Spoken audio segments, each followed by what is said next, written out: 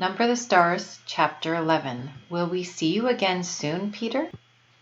Before we start reading this chapter, why don't you come up with one question before you read?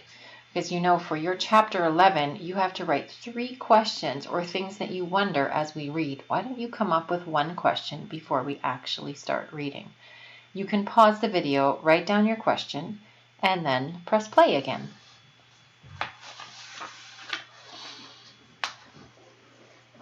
And remember, the end of the last chapter, it said, first he closed the windows, then he went to the casket and opened the lid. Let's see what was inside the casket.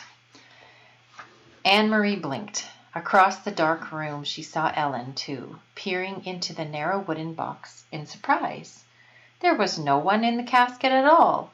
Instead, it seemed to be stuffed with folded blankets and articles of clothing. Peter began to lift the things out and distribute them to the silent people in the room. He handed heavy coats to the man and wife, and another to the old man with the beard. "It will be very cold," he murmured. "Put them on." He found a thick sweater for Mrs. Rosen and a woolen jacket for Ellen's father. After a moment of rummaging through the folded things, rummaging, that's one of our vocabulary words. So after a moment of looking in a kind of disorganized way through the folded things, he found a smaller winter jacket and handed it to Ellen. Anne-Marie watched as Ellen took the jacket in her arms and looked at it. It was patched and worn. It was true, there had been few new clothes for anyone during recent years. But still, Ellen's mother had always managed to make clothes for her daughter, often using old things that she was able to take apart and refashion in a way that made them seem brand new. Never had Ellen worn anything so shabby and old. Shabby, there's another one of our vocabulary words. But she put it on, pulled it around her, and buttoned the mismatched buttons. Peter, his arms full of odd pieces of clothing, looked toward the silent couple with the infant. "I'm sorry," he said to them. "There's nothing for a baby." "I'll find something," Mama said quickly. "The baby must be warm." She left the room and was back in a moment with Christy's thick red sweater. "Here," she said softly to the mother. "It will be much too big, but that will make it even warmer for him." The woman spoke for the first time. "Her," she whispered. "She's a girl. Her name is Rachel." Mama smiled and helped her direct the sleeping baby's arms into the sleeves of the sweater. Together they buttoned the heart-shaped buttons. How Christy loved that sweater with its heart buttons, until the tiny child was completely encased in the warm red wool. Encased, that's another one. So she was completely wrapped up in the warm red wool. Her eyelids fluttered, but she didn't wake. Peter reached into his pocket and took something out. He went to the parents and leaned down toward the baby. He opened the lid of a small bottle in his hand. "How much does she weigh?" Peter asked.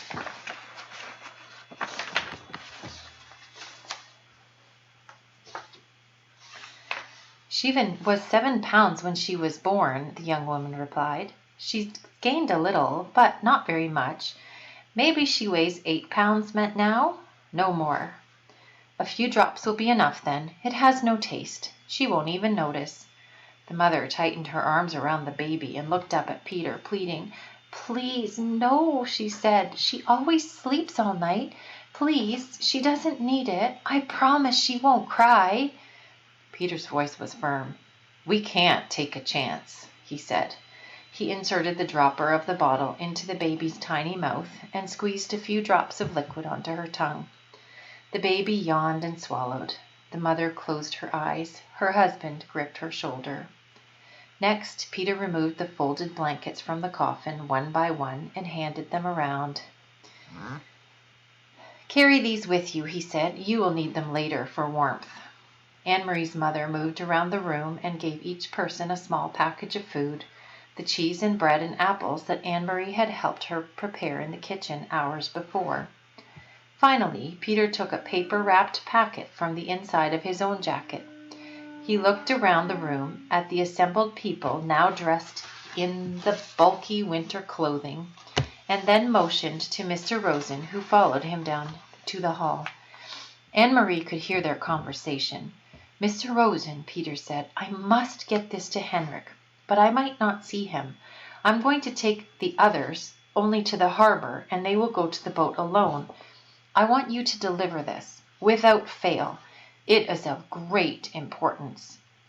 There was a moment of silence in the hall, and Anne-Marie knew that Peter must be giving the packet to Mr. Rosen. Anne-Marie could see it protruding from Mr. Rosen's pocket when he returned from the room and sat down again. Oh, protruding! So that packet was sticking out from Mr. Rosen's pocket. She could see, too, that Mr. Rosen had a puzzled look. He didn't know what the packet contained. He hadn't asked. It was one more time, Anne-Marie realized, when they protected one another by not telling. If Mr. Rosen knew, he might be frightened. If Mr. Rosen knew, he might be in danger. So he hadn't asked, and Peter hadn't explained. "Now," Peter said, looking at his watch, "I will lead the first group. You and you and you." He gestured to the old man and to the young people with their baby. "Inge," he said. Anne-Marie realized it was the first time she had heard Peter Nielsen call her mother by her first name. Before, it had always been Mrs. Johansson, or in the old days, during the merriment and excitement of his engagement to Lise, it had been occasionally Mamma. Now it was Inge. It was as if he had moved beyond his own youth and taken his place in the world of adults. Her mother nodded and waited for his instructions. "You wait 20 minutes, and then bring the Rosens. Don't come sooner. We must be separate on the path, so there is less chance of being seen." Mrs. Johansson nodded again. "Come directly back to the house after you have seen the Rosens safely to Henrik. Stay in the shadows and on the back path. You know that, of course. By the time you get the Rosens to the boat," Peter went on, "I will be gone. As soon as I deliver my group, I must move on. There is other work to be done tonight." He turned to Anne-Marie. "So I will say goodbye to you now." Anne-Marie went and gave him a hug. "But will we see you again soon?" she asked. "I hope so," Peter said. "Very soon. Don't grow much more, or you'll be taller than I am, little Longlegs." Anne-Marie smiled, but Peter's comment was no longer the light-hearted fun of the past. It was only a brief grasp at something that had gone. Peter kissed Mamma wordlessly. Then he wished the Rosens Godspeed as he led the others through the door. Mamma, Anne-Marie, and the Rosens sat in silence. There was a slight commotion outside the door, and Mamma went quickly to look out. Oh, commotion! A noisy disturbance. So something happened that people were not expecting. In a moment she was back. "It's all right," she said in response to their looks. The old man stumbled, but Peter helped him up. He didn't seem to be hurt. Maybe just his pride, she added, smiling a little bit. It was an odd word, pride. Anne-Marie looked at the Rosens sitting there, wearing the misshapen, ill-fitting clothing, holding ragged blankets folded in their arms, their faces drawn and tired.